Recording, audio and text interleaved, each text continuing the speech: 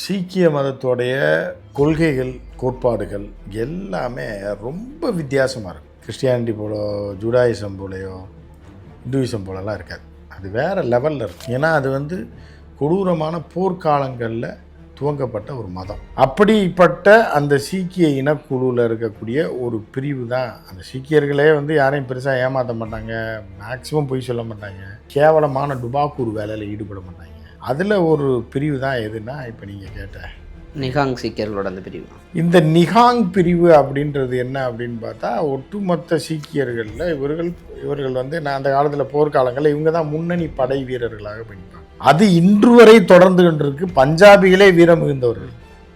இப்போ நீங்கள் பஞ்சாப் ரெஜிமெண்ட் தான் ரொம்ப பவர்ஃபுல் ரெஜிமெண்ட் இந்தியன் ஆர்மியில், நேவியில், ஏர்ஃபோர்ஸில். பாஜக ஆட்சிக்கு வந்ததுக்கு பிறகு தான் பிராமணர்கள் நிறையா பேர் தலைவர்கள் ஆகிறாங்க. இங்கே ஆர்மியில், நேவியில், ஏர்ஃபோர்ஸில். அதற்கு முன்னாடி பார்த்தீங்கன்னா இந்த இராணுவ தளபதி அப்படின்னாலே அது ஒரு சீக்கியராக தான் இருப்பார்ன்ற மாதிரி. அவர்கள் ஒரு ஸ்டேட்டில் தான் இருக்காங்க. தேசத்திற்காக அவங்க ஒரு நம்பிக்கை வச்சுட்டாங்கன்னா அதற்காக உயிரை கொடுக்கவும் தயங்க மாட்டாங்க, உயிரை எடுக்கவும் தயங்க மாட்டாங்க.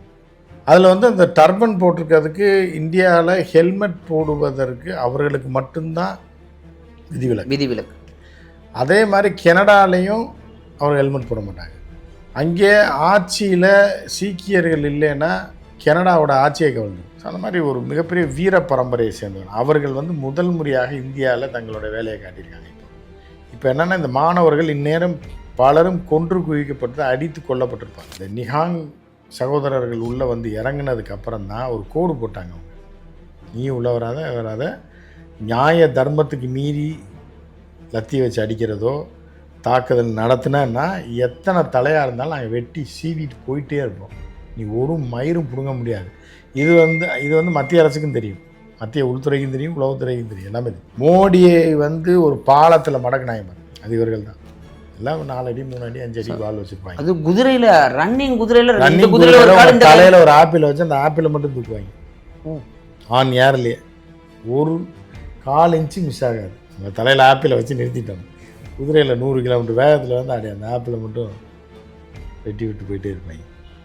கர்ணன் தப்பினால் மரணம்ன்ற மாதிரி மகாவித்தக்காரங்க. குஸ்தியிலையும் சரி, வால் சண்டையிலையும் சரி, பயங்கரமான. இதை பார்த்து தான் இப்போ மோடி செல்ஃபி பேட்டி கொடுத்துருக்காருன்னா அது காரணமே நிகாங் தான். சார் வணக்கம். சார் வணக்கம் நந்தா. இப்போ இன்றைய செய்திகளில் மிக முக்கியமானவர்கள், அதை டப் பண்ணி சில வீடியோக்கள்லாம் வந்தது. என் தங்கைகளுக்கும் என் அம்மாக்களுக்கும் என் உறவினர்களுக்கும் பாதிக்கப்படுற போராட்டக்காரங்களுக்கு ஏதாவது ஒரு சின்ன ஒரு காயம்னா கூட நாங்கள் சும்மா இருக்க மாட்டோம், நாங்கள் பேச மாட்டோம், எங்களுடைய வாள்கள் தான் பேசும், எங்கள் கத்திகள் தான் பேசும், எங்களுடைய கத்திகள் உங்களுடைய கரங்களை பறிக்காமல் விடாது, உங்கள் உயிரை அப்படின்னு அவருக்கு பேசக்கூடிய விதம் எல்லாம் சிலிர்த்து போய், யார் நீங்கள், எதுக்காக போராட்டத்தை வந்திருக்கீங்க, அந்த நிகாங் சீக்கியர்கள் பற்றி எல்லாருமே தேட ஆரம்பிக்கிறாங்க. யார் இவங்க அப்படிங்கிறத வரலாற்றுகளில் தேடுறாங்க. இந்த போராட்டம் மாணவர்களுக்காக போலீஸாருடைய அந்த வன்முறையை பார்த்தோன்னா அந்த கூட்டம் வருகிறது இல்லையா, இந்த சீக்கியர்களுடைய அந்த இனப்பிரிவு கூட்டம் வரும்பொழுது எல்லாருக்குமே ஒரு உத்வேகம் வருது, மாணவர்களுக்கு ஒரு தன்னம்பிக்கை வருது.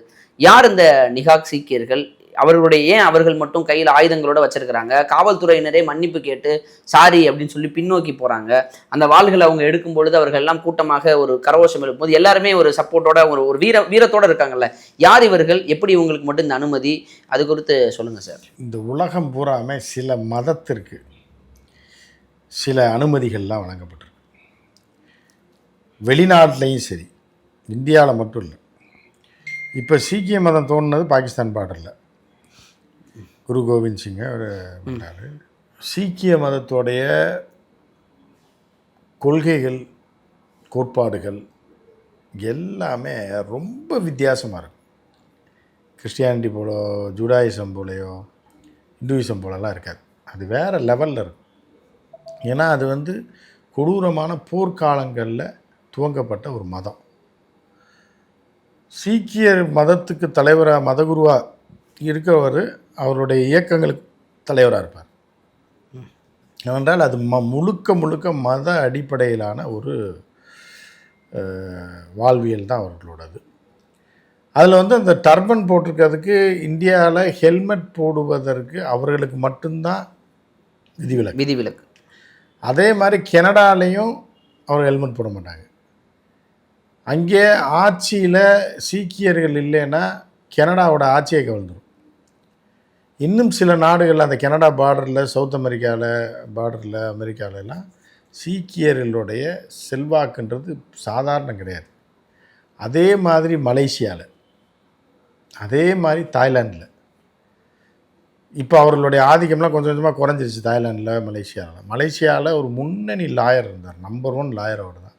மெரல் மலேசியா கவர்மெண்ட்டே, அவர் ஒரு சீக்கியர். தலப்பாக கட்டிட்டு போய் கோர்ட்டுக்கு போனார்னா சிங்கம் மாதிரி. அவர் பேர் நான் மறந்துட்டேன். மலேசியாவை ஆட்டி படைத்தார். உயிரோட இல்லை அவர். அவரோட சீடர்கள்லாம் இன்னும் இருக்காங்க.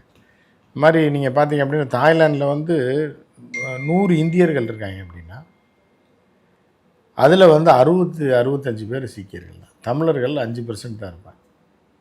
தமிழ் முஸ்லீம்கள் தமிழர்கள்லாம் சேர்த்து ஒரு 5% மொத்த பாப்புலேஷனில் சொல்கிறேன்.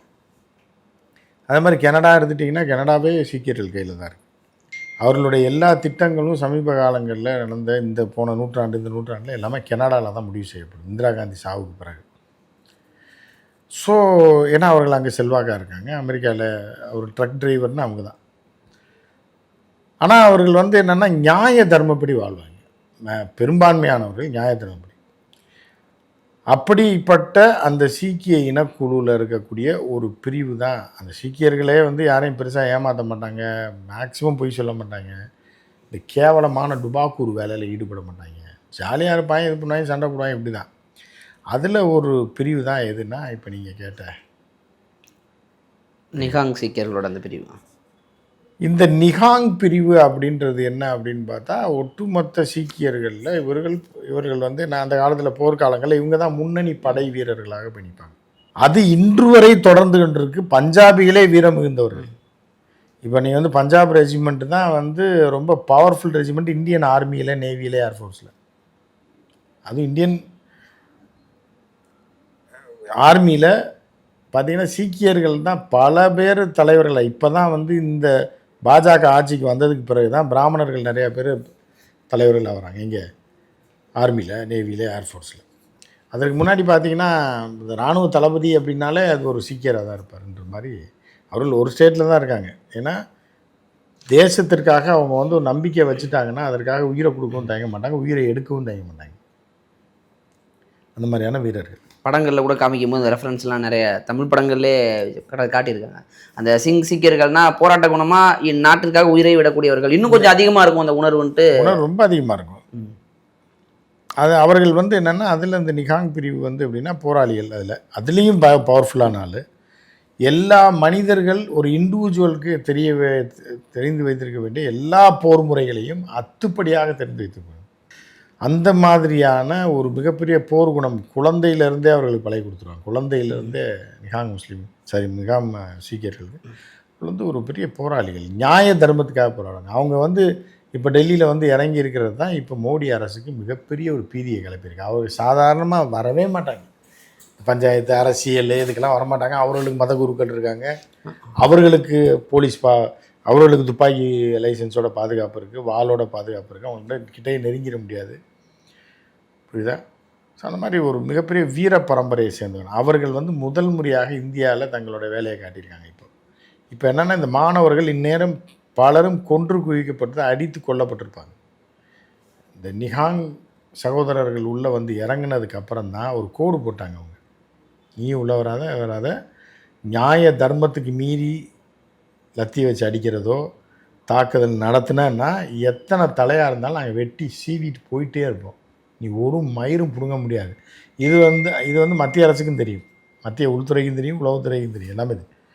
மோடியை வந்து ஒரு பாலத்தில் மடக்குனாங்க, அது இவர்கள் தான்.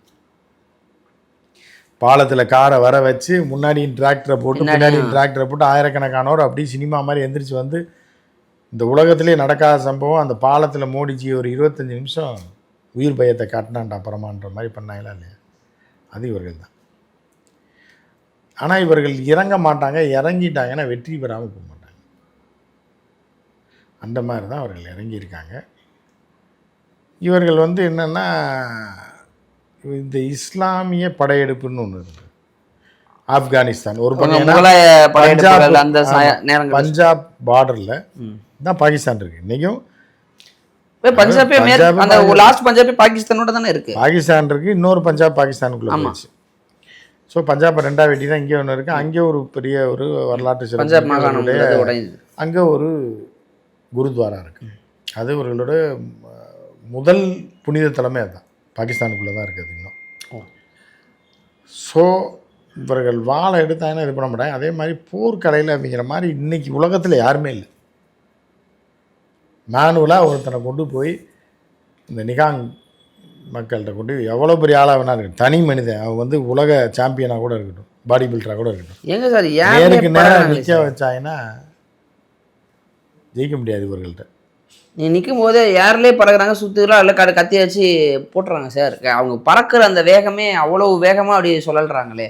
அப்போ அதான் சார், இப்போ அன்னைக்கு வந்து அவங்க மதத்தை காப்பாற்றுவதற்காக முகலாய படையெடுப்புகளிலிருந்தும் மற்ற படையெடுப்புகளிலிருந்தும் தங்கள் மதங்களை காப்பாற்றிக் கொள்வதற்காக வைத்து கொண்டு இவ்வளோ பெரிய செல்வாக்காக இருக்காங்கன்னா அதுக்கு அவருடைய போர் வீரன் தான். இவர்களை கடவுளுக்கு அடுத்த ஸ்தானத்தில் வைத்து சீக்கிய மக்கள் மதிப்பாங்க. அந்த மக்களுக்கு ஒன்றுனா இவங்க வந்து நிற்பாங்க. அதுக்காகவே உருவாக்கி தலைமுறை இந்திய மக்களுக்கு ஒன்றுனாலே இவங்க வந்து நிற்கும் போது தான் இவங்க நேம் வந்து இந்தியா ஃபுல்லாக பரவலாக இருக்குது. எல்லாம் 4 அடி 3 அடி 5 அடி வால் வச்சுருப்பாங்க. அது குதிரையில் ரன்னிங் குதிரையில் தலையில் ஒரு ஆப்பிள் வச்சு அந்த ஆப்பிளை மட்டும் தூக்குவாங்க ஆன் ஏர்லேயே. ஒரு 1/4 இன்ச்சு மிஸ் ஆகாது. உங்கள் தலையில் ஆப்பிளை வச்சு நிறுத்திட்டோம். குதிரையில் 100 கிலோமீட்டர் வேகத்தில் வந்து அப்படி அந்த ஆப்பிளை மட்டும் வெட்டி விட்டு போயிட்டே இருப்பாங்க. கர்ணன் தப்பினால் மரணம்ன்ற மாதிரி மகாவித்தக்காரங்க. குஸ்தியிலையும் சரி, வால் சண்டையிலையும் சரி, பயங்கரமான. இதை பார்த்து தான் இப்போ மோடி வந்து செல்ஃபி பேட்டி கொடுத்துருக்காருன்னா அது காரணமே நிகாங் தான். இந்தியன் ஆர்மி துணை இராணுவமே பேக் அடிச்சிருக்கு அப்படின்னா அது காரணம் நிகாங் தான். இப்போ நேற்று வரையும் வந்து நம்ம நேற்று வரையும் இப்போ நான் பேசும்போது வந்து அவர்களும் காவல்துறையை தாக்க விட மாட்டாங்க. காவல்துறை அவர்களை தாக்க விடும். அதில் ஏதாவது மிஸ் ஆச்சுன்னா 2 பேரையும் போட்டு பிளந்துருவாங்க. அது மாதிரி வந்து என்ன அப்படி அந்த இடையில கூட சில குண்டர்கள்லாம் கல்லை வீசினதுக்கு அவங்களையும் போட்டு ஐடென்டிஃபை பண்ணி கரெக்டாக அடிக்கிறாங்க சார். அடித்து தூக்கிடுவாங்க. எதுக்கடா எரிஞ்சன். ஸோ அந்த மாதிரி ஒரு நீதி நேர்மை நியாயமான ஒரு ஃபோர்ஸ் வந்து அதில் இறங்குறது தான் இப்போ இந்த போராட்டம் எப்படி போகும்னே ஒரு அச்சத்தை. நீங்கள் வந்து அண்ணா சார் என்ற திட்டுப்பயம் இருக்கும்போது இந்த மாதிரிலாம் இல்லை. மக்கள் சும்மா வந்தாங்க, ஸ்டூடெண்ட்ஸ் வந்தாங்க கூடாங்க. இப்போ வந்து போராளிகளே உள்ளே இறங்குறாங்க. அவர்கள் அனுமதிக்கப்பட்ட அந்த மதத்தினுடைய முக்கியமான குழுக்களை இறங்கும்போது தான் இப்போ டெல்லி வந்து ஆடி போய் கிடக்கு. இவர்கள் அனுமதிக்கப்பட்டவர்கள், அவர்கள் போர்த்திறன் பெற்றவர்கள், அவர்கள் வாழ் வச்சுக்கலாம். அப்படிங்கும்போது யாரை வேணால் தாக்கலாமா? அதுக்கு அனுமதி இருக்கா? யாரை வேணாலும் அவர்கள் தாக்குவார்கள். நியாய தர்மத்துக்கு எதிராக போனால் இந்திய அரசியல் சட்டம் அது இது நீதிமன்றம் அதெல்லாம் பார்க்க மாட்டேன். நீ நியாயத்துக்கு எதிராக நடந்த நீ எதுக்கு அவனை போட்டு அடித்த? சும்மா இருக்கவனை எதுக்கு அடித்து அவனை கொன்ன? அப்படின்னா அந்த பேச்சுக்கே இடம் கிடையாது. இவன் அப்படி பண்ணிட்டு நியாய நீதிக்கு எதிராக செயல்பட்டான்னு அவன் தலையை தூக்கிடுவாங்க. இப்போ ஒரு 1.5 வருஷத்துக்கு முன்னாடி ஒரு போலீஸ்காரர் ஒரு மாதிரி அசிங்கமாக பேசிட்டாருன்னு சொல்லி காரை போய் நிறுத்திட்டு குதிரையில் ஏறி வந்து அந்த வாளை வச்சு இந்த கையோடு தூக்கிட்டாங்க. கை துண்டாக விழுந்துருச்சு அந்த டிஎஸ்பி. ஐயோ அம்மா அலறி ஒன்றும் பண்ண முடியல. அந்த நபரை பிடிச்சி உள்ளே அடித்தாங்க. ஜெயிலில் இருக்கா. அப்படி ஒன்றும் பிரச்சனை இல்லை, வா பார்த்துக்கலாம். நீதிக்கு எதிராக நீ பேசின நடந்துக்கிட்டேன், நான் அவன் கையை வெட்டினேன், அவ்வளோதான், முடிஞ்சு போச்சு. அவரும் சீக்கியர் தான். அப்புறம் இப்போ கை இல்லாமல் இருக்கார் அந்த டிஎஸ்பி மற்ற கையோட. பொதுவாகவே சீக்கியர்கள் தான் அந்த பஞ்சாபிகள் அந்த அங்கே சைடில் இருக்கவங்க வந்து அந்த வீரம் இப்போ இவங்களுக்கே வந்து அச்சமற்றவர்கள் தான் அந்த பொருளே வருது சார். பார்த்தோம்னா நமக்கு தேடி படிக்க அப்படின்னா அச்சமற்றவர்கள் அப்படிங்கிற மாதிரி தான் வருது. இப்போ அவர்கள் இயல்பாகவே அந்த போராட்ட குணமிக்கவர்கள். இப்போ நான் சில நேரங்களில் தமிழர்களுக்கும் பஞ்சாபிகளுக்குமே அந்த வீர உணர்வு வந்து ஒற்றுமையாக இருக்குன்னு. ஏன்னா இன்றைய தலைமுறையின் தமிழ்லாம் வீரமாலாம் இல்லை. குடிச்சிட்டு அப்படி சாக்கடை ஓரத்தில் படுத்துட்டு காலையில் எழுந்திரிச்சு போயிடுவான். அந்த நிலமையில தான் இருக்கான். பலரும் அப்படி தான் இருக்காங்க. மாறிடுச்சுங்கிறீங்க. சில பேர் படிச்சுட்டு வேலைக்கு போய் சம்பாதிக்க போயிட்டான். சில பேர் அவன் தமிழெல்லாம் இப்போ போராடுறதுக்கு போராட்ட குணத்தோடலாம் இருக்கான்லாம் சொல்ல முடியாது. சினிமாவில் வேணால் போராடுவாங்க. கொஞ்சம் தொய்வாயிட்டோம் வரலாற்றில் பின்னோக்கி. ஆனால் அந்த ஒரு தொடர்பு இருக்கும் அப்படின்னு சொல்லுவாங்க. இப்போ இயல்பாகவே அப்படித்தான் பஞ்சாபிகளும் சீக்கியர்களுமா? ஏன்னா இந்த சீக்கியர்கள் சார்ந்து இந்தியாவிலே உணர்வுபூர்வமாக போராடக்கூடிய இனம் வந்து தமிழினமும் பஞ்சாபிகளும். அதுக்கு அடுத்து எடுத்துட்டீங்க அப்படின்னா வங்காளிகள். இந்த 3 பேர் தான் பங்காளிகள் இருந்தது. வீரதீரமாக இதுலேயும் இறங்கக்கூடியவர்கள். அதுக்கு அடுத்து மலையாளிகள் எடுத்துக்கலாம், தெலுங்கர்கள் எடுத்துக்கலாம். ஸோ வந்து இதில் வந்து முக்கியமாக இந்தியாவை வந்து வடக்கே வந்து சீக்கியர்களும் தெற்கே தமிழர்களும் தான் இந்தியாவுக்கு அரணாக இருக்கிறது. எல்லா வகையிலையும் அறிவுசார் எல்லா வகையிலையும். ஸோ அதனால் வந்து இப்போ மத்திய அரசு அச்சப்படுறதுக்கு காரணம் அதுதான். இப்போ அவங்க வர்றது மாணவர்கள் பாதுகாப்புக்காக பெண்கள் மீது கை வைத்தார்கள்னு வர்றாங்க சார். அவங்க ஏன் இதுக்கு வராங்க? நீட் தேர்வு இதுக்கும் அவங்களுக்கு என்ன சம்மந்தம்? ஏன் அவங்க பிள்ளை நீட்டு அவன்னு பாகிஸ்தானில் இருக்காங்க, இந்தியாவில் தானே இருக்காங்க. அவர்களுக்கும் அநீதி இழைக்கப்பட்டிருக்குல்ல. வரலாற்றில் முன்பு சீக்கியர்கள் சார்ந்த விஷயமே இருக்கட்டும், கனடா வரையும் சமீபத்தில் நடந்த நிகழ்வுகள் இதையெல்லாம் முடிச்சு போடுறாங்களே, எப்படி சார் புரிஞ்சுக்கிறது? ஆமாம், எல்லாமே இருக்க தான் செய்யும். அவர்கள் வந்து அவர்களை பாதுகாக்கிறதுக்கு அவர் தனிநாடு கேட்டு போகிறாங்க. அப்புறம் திருப்பி இப்போ இந்திரா காந்தியை போட்டு தள்ளினதுக்கப்புறம் வந்து அப்புறம் திருப்பி தென்னாயினியோடையில் கலந்து அப்புறம் அப்படியே அந்த நம்ம வந்து இப்போ பிந்தரன்வாலே லோங்கோவால்லாம் இறந்ததுக்கப்புறம் பிந்தரன்வாலே தீவிரவாதத்தில் லோங்கோவால் வந்து மிதவாத தலைவர். அப்புறம் அவர் இறந்துட்டார், லோங்கோவாலை கொண்டுட்டாங்க, பிந்தரன்வாலையை சுட்டு கொண்டு விட்டாங்க. அதோடு அந்த இது ஆச்சு. அப்புறம் பேச்சுவார்த்தை நடத்தி எல்லாம் பண்ணி மன்னிப்பு கேட்டு எல்லாம் பண்ணி அவர்கள் மாதிரி இந்திய அரசால் பாதிக்கப்பட்டவன் எவனுமே கிடையாது. எந்த வகையில் சார்? சுதந்திர காலத்துலேயும் சரி, இந்திரா காந்தி காலத்தில் தனிநாடு கேட்டு அவர்கள் போராடினாலும் மிகப்பெரிய பிரச்சனை வந்துச்சு. 80கள்லாம் வந்து பஞ்சாபில் டபுள்ஸ் போகிறதுக்கு தடை, ஹெல்மெட் போட்டுக்கொண்டு வாகனத்தில் போகிறதுக்கு தடை. AK-47 வருவாங்க. அப்போ தான் டிவிஎஸ் சுசுக்கி வந்த புதுசு. பின்னாடி உள்ளே சொருகி வச்சுருப்பாங்க AK-56 AK-47. டபுள்ஸ் வருவாங்க ஹெல்மெட் போட்டு. நேராக வந்து எவனை போட்டு தள்ளிட்டு சொருகிட்டு வண்டியை பிடிச்சி போயிட்டே இருப்பாங்க. அப்போ யமஹா பயங்கர ஃபேமஸ். யமஹாவும் சுசுக்கியும் அப்படியே ஜப்பான்லேருந்து வரும். தட்டினா அதை மிஞ்சின பைக்கில் புல்லட்லலாம் விரட்டி பிடிக்க முடியாது. ஸோ அந்த பைக் வந்த புதுசில் பார்த்திங்கன்னா தீவிரவாத செயல் நிறையா நடந்துச்சு. அப்போ பிந்தரன்வாலை இருக்கும்போது லலித் மேக்கன்னு சொல்லி ஒரு எம்பி, காங்கிரஸ் எம்பி, அதெல்லாம் இந்தியா முழுவதும் பரபரப்பாக பேசப்பட்டது. காலங்காத்தால் அவன் காங்கிரஸ் எம்பி அங்கே சீக்கியர்களுக்கு எதிராக பார்லிமெண்ட்டில் குரல் கொடுத்தான்னு சொல்லி காலங்காத்தால் ஆஃபீஸ்லேருந்து கிளம்பும்போது 2 வீலரில் வந்து அப்படியே அடித்து காலி பண்ணாங்க. காருக்குள்ளே வச்சு அவனை சுட்டு கொண்டாங்க காங்கிரஸ் எம்பி. அப்புறம் பிட்டான்னு ஒருத்தர் இருந்தான் காங்கிரஸில், இளைஞரணி, அவன்லாம் கையை வெட்டிவிட்டான், காலையை வெட்டிவிட்டாங்க. கடைசி வரைக்கும் கால் இல்லாமல் தான் இருந்தான். ஸோ அந்த மாதிரி போராடினாங்க. அதுக்கப்புறம் இந்திரா காந்தி இறந்ததுக்கப்புறம் அந்த பிரச்சனை அப்படியே சால்வ் ஆச்சு. அப்போ இந்திரா காந்தி இறந்தப்போ அவர்களுக்கு இழைத்த கொடுமை, ஆயிரக்கணக்கான சீக்கியர்கள் அடித்து கொல்லப்பட்டாங்க, பஞ்ச பராராக்கி ஓட விட்டாங்க. அப்போ போனவர்கள் தான் நிறையா பேர் வந்து தாய்லாண்டுக்கு, கனடா போனது எல்லாமே போய் ஆப்ரேஷன் ப்ளூ ஸ்டாருக்கு அப்புறம் போனது தான் அவங்க போகாமல் அங்கே போய் ஸ்டாண்ட் பண்ணி இன்றைக்கி மிகப்பெரிய செல்வாக்கு படைத்தவர்களாக அவங்க மாறிட்டாங்க. அந்த நாடுகளில் ஆட்சியை தீர்மானிக்கக்கூடிய சக்தியாகவே அவங்க, கனடாவில் ஆட்சியை தீர்மானிக்கிறது சீக்கியர்கள் தான். அவங்களுக்கு சப்போர்ட்டாக தானே அவங்களே பேசுனாங்க சார். ஈழத்தமிழர்கள் சீக்கியர்களும் கவுத்தி விட்டாங்கன்னா எவனுமே அங்கே ஆட்சியை பண்ண முடியாது. ஸோ அந்த மாதிரியான ஒரு நிலைக்கு அவர்கள் வந்துட்டாங்க. இப்போ இதில் இறங்குனாங்க அப்படின்னா ஜிக்கு சங்கு தான் அரசியலுக்கு, ஜியோட அரசியலுக்கு சங்கு ஊதிடுவாங்க. இப்போ அவர்கள் இருக்கும் வரைக்கும் இந்த போராட்டம் வேறு ரூபத்துக்கு போயிடும் கையை வச்சா. அது கவர்மெண்ட்டுக்கும் தெரியும், அதனால தான் அமைதியாக இருக்கிறாங்க. அதான் சார், இப்போ இந்த நிகாக் சீக்கியர்கள் வந்ததுக்கப்புறம் தான் அனைவரும் அந்த குதிரையோடு வந்தது, அந்த பழைய வீடியோ விஷுவலு, அந்த கத்தியோடு இருக்கிறது, அவர்கள் பேசக்கூடிய வீடியோக்கள் சமூக வலைதளங்களில் மிக பயங்கரமாக வைரலாகுது. அவங்க இன்றுள்ள வரலாற்றிலேயே அவர்கள் போர்க்குணம் மிக்கவர்கள். இந்திய நாட்டில் அவங்களுடைய பங்களிப்புங்கிறது என்ன வந்துச்சு, அவர்கள் தனக்கான என்ன உரிமைக்காக போராடினாங்க, அந்த ஹிஸ்ட்ரிலாம் எடுத்து பார்க்கும்போது தான் சார்ந்து பல்வேறு விஷயங்கள் தெரிய வருது. இப்போ அவங்க இருக்க வரையும் போராட்டக்காலம் இப்படி தான் இருக்கும், அது அடுத்த வருஷன் போகாது, போனால் மிக நீண்ட பிரச்சனையாக மாறுங்கிறதான் சொல்ல வரீங்க. பொறுத்து பார்ப்போம் சார். நேரம் கொடுத்ததற்கு நன்றி சார்.